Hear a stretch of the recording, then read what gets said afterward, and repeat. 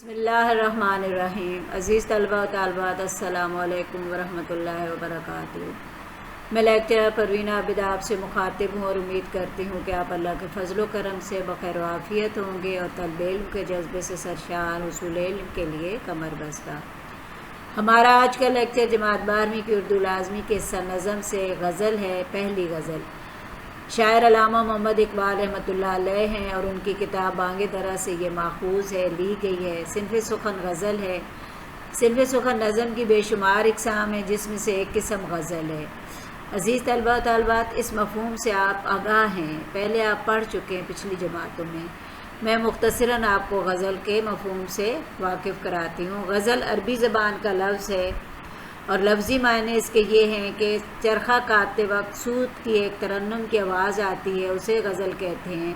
हिरन को शिकार करते हुए एक खौफज़दा आवाज़ उसके हलक से निकलती है, उसे भी गज़ल कहते हैं।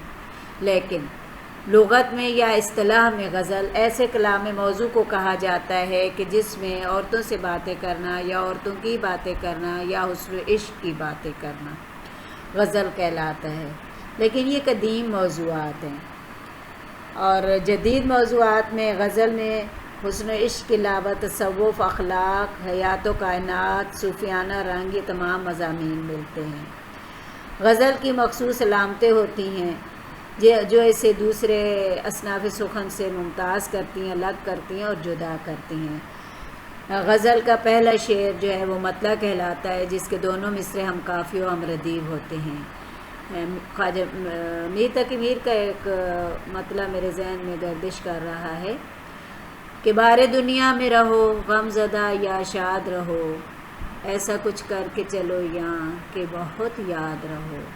और इसी तरह गज़ल का आखिरी शेर मक्ता कहलाता है, जिसमें शायर अपना तखल्लुस यानी कलमी नाम इस्तेमाल करते हैं। बहादुर शाह ज़फ़र की गज़ल का एक मक्ता, बहादुर शाह ज़फ़र कहते हैं कि ज़फ़र आदमी उसको न जानिएगा, वो हो कैसा ही साहिबे फ़हमो ज़का, जिसे ऐश में याद खुदा न रही और जिसे तैश में खौफ़े खुदा न रहा। बेहतरीन मक्ता बहादुर शाह ज़फ़र की गज़ल का, और ये उन दिनों की गज़लों का मक्ता है जब वो कैद में थे और उस वक्त सिर्फ़ और सिर्फ इस दर्द व अलम के अलावा और अल्लाह को याद करने और इन तमाम बातों को याद करने के अलावा उनके पास और कोई मफ़हूम ना था। गज़ल की एक इनफरादी खसूसियत ये भी है कि इसका हर शेर इकाई है, हर शेर मौजू के एतबार से मुकम्मल होता है और वो किसी दूसरे शेर का मोहताज नहीं होता। हाँ, कभी कभी ऐसा होता है कि गज़ल का एक शेर दूसरे शेर से मुमासिल हो। आइए बाकायदा आगाज़ करते हैं। सबसे पहले मकासद तदरीस, फिर जो है वो तशरीह के हवाले से अहम नुकात और फिर बाकायदा तशरीह का आगाज़। शायर के हवाले से आप अल्लामा इकबाल की नज़म पहले मैं आपको पढ़ा चुकी हूँ और जवाब शिकवा, जिसमें तफसीलन हम अल्लामा इकबाल रहमतुल्लाह अलैह का हवाला पेश कर चुकी हैं।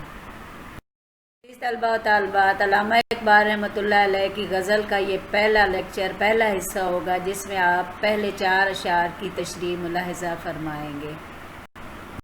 मकासद तदरीस। अज़ीज़ तलबा व तालिबात, जब आप इस लेक्चर को बग़ौर समाअत फरमाएंगे तो आप इस काबिल होंगे कि सिन्फ़ सुखन गज़ल की तारीफ़ और इकबाल रहमतुल्लाह अलैह के तर्ज़ तहरीर के मुख्तलिफ़ पहलुओं से वाकिफ़ होंगे। गज़ल में मौजूद मुरक्कबात, रदीफ़ और काफ़िया की निशानदेही करने के अहल होंगे। लुग़त का इस्तेमाल करते हुए अल्फाज के मायने लिखने के काबिल होंगे। गज़ल के अशार को मद्देनज़र रखते हुए तशरीह लिखने के अहल होंगे और गज़ल के अशार को मद्देनज़र रखते हुए मश्की सवालात भी हल करने के अहल होंगे। इलावा जी गज़ल से आप मतला और मक्ता की निशानदेही करने के भी काबिल होंगे। गज़ल के अशार की तशरीह का तरीक़ाकार, इसके लिए अहम नुकात मैंने तहरीर किए हैं। और बाला मतन उसी तरह जैसे नज़म में आप लिखते हैं, नज़म का नाम उसकी जगह आपने लिखना है गज़ल, शायर का नाम और फिर माख़ज़ यानी कहाँ से अख़ज़ किया गया। हर लुग़त में मुश्किल अल्फाज के मानी और फ़नी महासन जो भी इसमें आए वो इस्तेमाल होते हैं, वो लिखने होते हैं। गज़ल के हर शेर की तशरीह अलग अलग की जाती है और हर शेर का मफ़हूम भी दूसरे से जुदा होता है। अशार की तशरीह की तवालत उसी तरह मजमूई तौर पर 2 सफ़ात पर मुश्तमिल होनी चाहिए और हर शेर की तशरीह में मुमासिल शेर यानी हवाले का शेर, कुरानी आयत व हदीस और कोई ज़रबुल मिसल ज़रूर लिखनी है। اشعار کی تشریح۔ غزل کا پہلا شعر اور مطلب ہی، جنہیں میں ڈھونڈتا تھا آسمانوں میں زمینوں میں، وہ نکلے میرے ظلمت خانہ دل کے مکینوں میں۔ ہر لغت ظلمت خانہ دل، دل کی سیاہی، تاریکی دل، مکی، بسنے والے، رہنے والے۔ مفہوم تلاش حق یعنی اللہ کو تلاش کرنا یعنی ڈھونڈنا۔ علامہ محمد اقبال رحمۃ اللہ علیہ ولی اللہ اور صوفی تھے، شخصیت صوفی تھی، اللہ کی تلاش میں، اور بہترین انداز تحریر، اس میں بھی صوفیانہ رنگ، تصوف کا رنگ، آپ کی پوری شاعری میں تصوف کا رنگ اور معرفت الہی سموئی ہوئی ہے۔ یہ کلام، یہ غزل بھی آپ کی جو ہے وہ پوری کی پوری تصوف کی نشاندہی کرتی ہے۔ پہلے شعر میں علامہ محمد اقبال رحمۃ اللہ علیہ نے بہت خوبصورت انداز جو ہے وہ 2 مصروں میں بیان کیا، اللہ کی تلاش کا، تلاش حق کا۔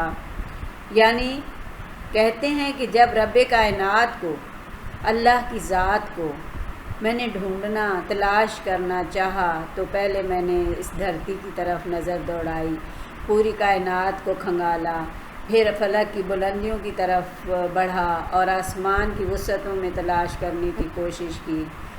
ہر جگہ تلاش کرتے کرتے کرتے آخر مجھے ایک نقطہ مل گیا، اور وہ نقطہ کیا تھا کہ مجھے اللہ تعالیٰ کی کاریگری کی بے شمار نشانیاں تو نظر آئیں، لیکن جب میں نے فکر و نظر سے، جب میں نے اپنے شعور سے، غور و فکر سے اللہ کو تلاش کرنے کی کوشش کی تو معلوم ہوا کہ میرا رب تو اور کہیں نہیں، میرے اندر، میرے دل میں بستا ہے، دل کی تاریکی میں۔ رب کو ڈھونڈنے چاہوں بھی تو میں باہر کہاں تلاش کروں، جبکہ اللہ کی ذات تو میرے دل میں ہے۔ اللہ پاک نے قرآن پاک میں بھی ارشاد فرمایا کہ جس نے اپنے نفس کو پہچانا اس نے اپنے رب کو پہچانا۔ تو یہاں پر یہی خوبصورت تصور ہے کہ جب انسان اپنے آپ کو پہچان لیتا ہے تو اللہ کو کہیں اور تلاش کرنے کی ضرورت پیش نہیں آتی۔ اللہ رب العزت انسان کے خود وجود کے اندر بس رہا ہوتا ہے، اس کے دل میں اللہ کا بسیرا ہوتا ہے۔ اللہ پاک نے بھی فرمایا کہ میں تمہاری شہ رگ سے بھی زیادہ قریب ہوں۔ تو یہاں اقبال نے بھی یہی تصور دیا ہے کہ رب کائنات کی جو ذات پاک ہے اس کو آپ ادھر ادھر تلاش کرنے کے بجائے اپنے قلب کی گہری تاریکی میں تلاش کرو، کیونکہ وہ اللہ رب العزت جو ہے وہ انسان کی دل کی تاریکی میں رہتا ہے۔ جب دل تاریک ہوتا ہے تب بھی اللہ اس میں رہتا ہے، اور جب اس میں نور کی روشنی پھیلتی ہے، اسلام کی جو ہے وہ انسان کو پہچان ملتی ہے، تو تب بھی اللہ تعالیٰ کی ذات انسان کو وہیں مل جاتی ہے۔ اور اقبال نے یہ راز بتانے کی کوشش کی ہے کہ اگر اللہ تعالیٰ کو تم نے تلاش کرنا ہی ہے تو اپنے اندر تلاش کرو، اس لیے کہ رب العالمین جو ہے وہ انسان کے اندر اسے خود وہیں پر رب کی ذات کا جو نظارہ ہے وہ انسان کو اپنے دل میں، اپنے قلب میں ہی ملتا ہے۔ اللہ پاک کو تلاش کرنے کا طریقہ اقبال نے بہترین بتایا ہے کہ اگر انسان خود شناسی، خود کو پہچان لے تو وہ اپنے رب کو بھی پہچان لے گا۔ ہمارا دین ہمیں اسی بات کی طرف راغب کرتا ہے کہ اگر ہم اللہ کو پہچان لیتے ہیں تو ہماری دنیا بھی سنور سکتی ہے۔ اور اقبال نے بہت خوبصورت کہا کہ یا رب دل مسلم کو وہ زندہ تمنا دے، جو قلب کو گرما دے، جو روح کو تڑپا دے۔ شعر نمبر 2۔ کبھی اپنا بھی نظارہ کیا ہے تو نے اے مجنوں، کہ لیلا کی طرح تو خود بھی ہے محمل نشینوں میں۔ مجنوں لیلا کا عاشق، اصل نام جس کا قیس تھا، اور لیلا مجنوں کی معشوق۔ محمل نشین، اونٹ کے اوپر ایک کجاوا رکھا جاتا ہے، لکڑی کا بنا ہوا جھولا جس میں بیٹھتے ہیں، اسے محمل کہتے ہیں، اور اس میں بیٹھنے والے کو نشین یعنی نشست پر براجمان۔ مفہوم اس شعر کا یہ ہے کہ محبت کی حقیقت کا عیاں ہونا یا محبت کی حقیقت کو پہچاننا کہ اصلی جو حقیقی محبت ہے وہ کیا ہے۔ حقیقی محبت کا عنصر لیلا اور مجنوں کی کہانی سے وابستہ علامہ محمد اقبال نے ہمیں سمجھانے کی کوشش کی۔ علامہ اقبال رحمۃ اللہ علیہ اس شعر میں کچھ اس طرح فرماتے ہیں کہ آپ کے پاس جو ہے وہ بہترین انداز تھا انسان کو اللہ کی پہچان کرانے کا بھی۔ اور علامہ محمد اقبال اس شعر میں کہتے ہیں کہ محبت کی اصلیت کو جو جان لیتا ہے، یہاں پہ چونکہ انہوں نے محبت کی اصل وجہ کو واضح کرنے کی کوشش کی ہے، حقیقی محبت کو واضح کرنے کی کوشش کی ہے، مجازی محبت سے کیا کہتے ہیں تشبیہ دے کر آپ کہتے ہیں کہ وہ انسان جو کسی کی محبت کا اسیر ہو جاتا ہے، محبت میں گرفتار ہو جاتا ہے کوئی بھی انسان، تو پھر وہ دنیا و معافیہ سے بے خبر ہو جاتا ہے، اور اس محبت کو پانے کے لیے وہ جہاں تک ممکن ہو کوشش کرتا ہے۔ تو جیسا کہ یہاں پر انہوں نے مثال دی ہے کہ کبھی اے مجنوں تو نے اپنی بھی شخصیت کی طرف دیکھا کہ یا تو صرف لیلا کی طرح اونٹ کے کجاوے پر سوار چلے جا رہا ہے۔ تو یہ مثال دی ہے کہ محبت کو پہچاننا ہے اگر تو پھر اپنے آپ کو فنا کرنا ہوگا اس محبت میں ڈوبنے کے لیے، اور حقیقی محبت پانا تو کوئی آسان کام نہیں ہے، کیونکہ اپنا سب کچھ اس کے لیے وقف کر دینا پڑتا ہے جسے انسان چاہتا ہے، جس سے محبت کرتا ہے۔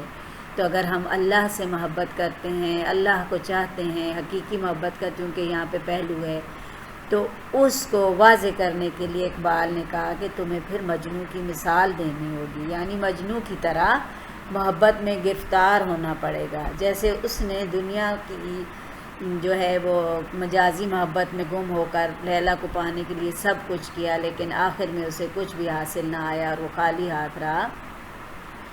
تو اس نے ویرانوں کی خاک بچھانی، سب کچھ کیا، لیکن اسے کچھ اس مشقت سے حاصل نہ ہوا۔ اس مشقت بھری زندگی میں اسے سوائے ذلت اور خواری کے کچھ نہ ملا۔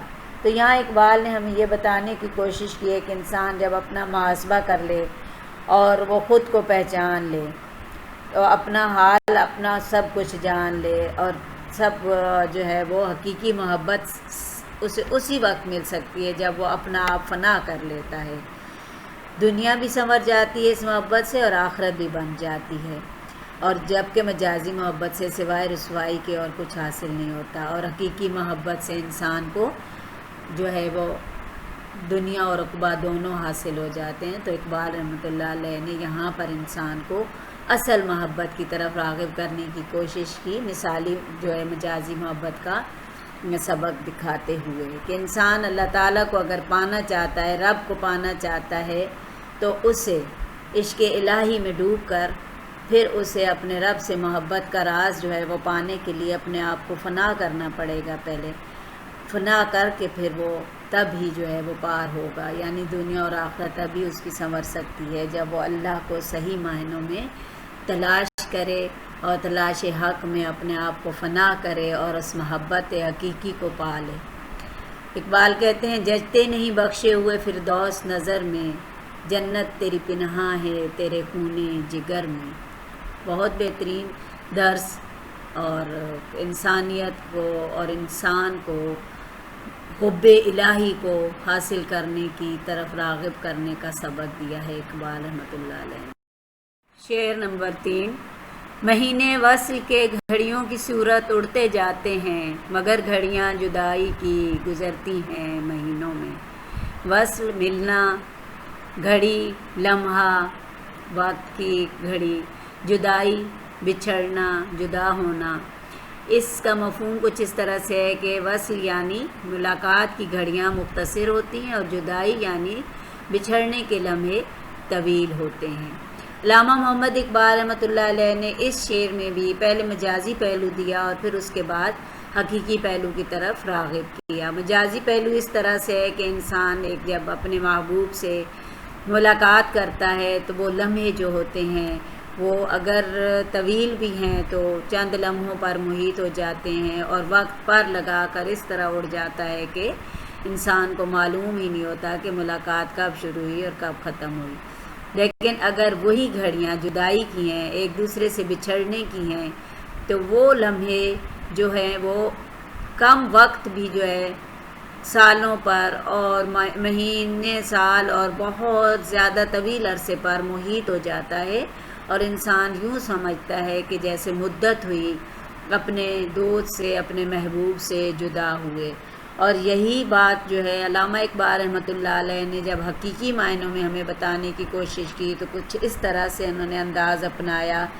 اقبال رحمۃ اللہ علیہ کہتے ہیں کہ جب ایک انسان اپنے رب، اپنے اللہ تعالیٰ کی محبت میں ڈوب جاتا ہے، اس محبت میں ڈوب کر وہ اپنے آپ کو فنا کر لیتا ہے، یعنی دین اسلام کے راستے پر چلتا ہے، اللہ کا پیغام، حق کا پیغام دنیا میں عام کرتا ہے اور اللہ کو پا لیتا ہے، اللہ سے محبت کرنے لگتا ہے، تو وہ اس کی زندگی جو ہے اسے بہت مختصر لگنے لگ جاتی ہے۔ وہ لمحے اسے یوں لگتے ہیں کہ جیسے پر لگا کر اڑ گیا وقت جو ہے بہت سکون اور بہت ہی زیادہ پرسکون وقت گزرتا ہے، لیکن وہی وقت جب انسان دنیاوی مشاغل میں، شغلوں میں مصروف ہو کر بسر کرتا ہے، اللہ سے دور ہو جاتا ہے اور دنیا کے عیش و آرام میں پھنس کر اس وقت کو بسر کرتا ہے، تو وہ طویل سے طویل تر اسے وہ جو ہے وہ وقت لگتا ہے، اور وہ کانٹوں بھری سیج اس کی جو ہے وہ گزرنے کا نام ہی نہیں لیتی۔ اور یہی یہاں پر جو ہے وہ درس ہمیں پرانا ایک یاد آ گیا، بہادر شاہ ظفر کی زندگی آپ کے ہمارے سامنے، آخری مغل بادشاہ بہادر شاہ ظفر نے جب اللہ سے دور ہو کر عیش و عشرت میں پھنس کر اپنی زندگی کو بسر کیا، تو وہ نہ صرف ایک طویل عرصے پر محیط ہوئی بلکہ اس کے لیے کانٹوں کی سیج بھی بن گئی۔ جب انگریزوں نے اسے قید کیا، اسیر کیا، تو اس کے بعد اسے اللہ کی پہچان، اللہ کی معرفت حاصل ہوئی۔ جدائی میں، اکیلے میں بیٹھ کر جب اس نے اللہ کو تلاش کیا تو وہ وقت اسے بہت خوبصورت اور پرسکون محسوس ہوا۔ اکیلے واحد بیٹھ کر بھی، اکیلا انسان تھا وہاں، اس کے پاس کون تھا؟ ایک جو ہے وہ نوکر یا غلام کہہ لیں جو اس کے لیے کھانا وہاں پہ لاتا تھا اور پانی لاتا تھا، وہ بھی اس کا دل چاہے تو کھا لینا، چاہے تو ویسے ہی پڑا رہتا تھا، اور وہ وقت اس نے تو یہاں پر بھی اقبال نے ہمیں اللہ کو، معرفت الہی کو پہچان کر اس میں زندگی گزارنے کا جو وقت بتایا ہے، وہ جو ہے وہ ایسا پرسکون اور بہترین وقت ہوتا ہے کہ پر لگا کر اڑ جاتا ہے، لیکن اگر ہم دنیا کی عیش و عشرت میں پھنس جاتے ہیں تو وہ وقت مہینوں پر، سالوں پر محیط ہو جاتا ہے اور ہمارے لیے کاٹنا دشوار ہو جاتا ہے۔ اقبال رحمۃ اللہ علیہ کہتے ہیں، کیا کیا نہ خواب ہجر کے موسم میں کھو گئے، ہم جاگتے رہے تھے مگر بخت سو گئے۔ بہت خوبصورت شعر، مماثل شعر، آپ کوئی بھی اس طرح کا دوسرا حوالے کا شعر بھی تحریر کر سکتے ہیں۔ شعر نمبر 4۔ مجھے روکے گا کیا اے ناخدا، کیا غرق ہونے سے، کہ جن کو ڈوبنا ہو ڈوب جاتے ہیں سفینوں میں۔ ناخدا ملاح، کشتی چلانے والا، غرق ہونا، ڈوب جانا، فنا ہو جانا، سفینہ کشتی۔ مفہوم اس کا کچھ اس طرح سے ہے کہ تقدیر کا لکھا کبھی بھی مٹ نہیں سکتا۔ علامہ اقبال رحمۃ اللہ علیہ نے یہاں پر یہ بات واضح کرنے کی کوشش کی ہے اس شعر میں کہ انسان کی قسمت میں جو لکھ دیا جاتا ہے وہ اس کی تقدیر ہوتی ہے، اور انسان کبھی کسی دوسرے کو یا اس کی رائے پر عمل کرنا اپنا جو ہے عادت کے خلاف سمجھتا ہے، اسے پسند نہیں کرتا، کسی نصیحت کو قبول نہیں کرتا، وہ صرف اور صرف اپنے جو ہے اندر کے انسان کی بات کو مانتا ہے، اپنے دل میں جو سمائی ہوتی ہے بات اس پر عمل کرنے کی کوشش کرتا ہے، اور اگر کسی کام کی ٹھان لے، کسی بھی کام کو کرنے کی، تو دنیا کی کوئی بھی طاقت، کوئی بھی قوت اس ارادے کو ختم نہیں کر سکتی، اس کے آڑے نہیں آ سکتی۔ جو شاعر علامہ اقبال رحمۃ اللہ علیہ نے یہاں پر یہ کہا ہے کہ اپنی جو ان کی کشتی چلانے والا ملاح ہے اس سے مخاطب ہو کر وہ کہہ رہے ہیں کہ تم مجھے غرق ہونے سے، ڈوبنے سے کیسے بچا سکتے ہو؟ اگر میں نے ارادہ کر لیا ہے ڈوبنے کا تو میں کشتی کے اندر بھی ڈوب جاؤں گا۔ یعنی کہ اپنی زندگی کو فنا کرنا انسان کے بس میں نہیں ہے، یا اپنے ارادوں پر عمل کرنا تو اس کے بس میں ہے۔ تقدیر کا لکھا تو وہ نہیں مٹا سکتا، لیکن اپنی تقدیر کو وہ اپنی کوششوں سے سنوار سکتا ہے۔ یہاں پر جو حقیقی معنی علامہ اقبال رحمۃ اللہ علیہ نے یہاں پر ہمیں بتائے ہیں وہ یہ ہیں کہ انسان جو ہے اپنے آپ کو دنیا کی جو مکر و فریب ہے، جو جھوٹ ہے، جو یہ ساری انسان کو اپنی طرف راغب کرنے والی باتیں ہیں، یہ ساری باتوں کو وہ اگر چھوڑ دے اور سچا انسان بننے کی کوشش کرے تو پھر عشق حقیقی یا حقیقی عشق اس کے دل میں جنم لیتا ہے، اور پھر وہ کسی بھی مکر و فریب، کسی بھی لالچ، کسی بھی دھوکے میں آنے کی جسارت نہیں کرتا، اور کوئی بھی اسے فنا نہیں کر سکتا، ڈبو نہیں سکتا جب تک کہ وہ خود ارادہ نہ کرے۔